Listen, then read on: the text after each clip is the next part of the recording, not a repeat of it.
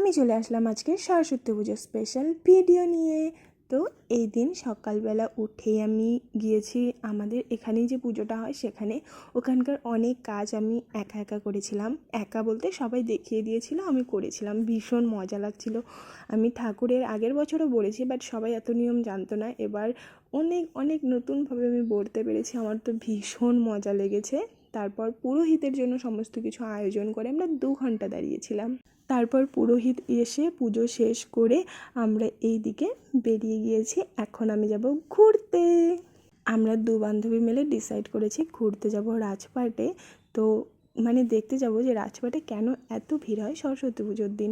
তারপর রাজপাটে ঢোকার 1 থেকে 1.5 ঘন্টা আগের থেকে এত পরিমাণে ভিড় শুরু হয়ে গিয়েছে কি আর বলবো। রাজপাটে গিয়েও দেখি ভীষণ ভিড়। ওখানে আমরা কিছুক্ষণ ছিলাম, ফটো ভিডিও তুলেছি। আমরা তো যেতে যেতেই আমাদের 3টে পার হয়ে গিয়েছিল।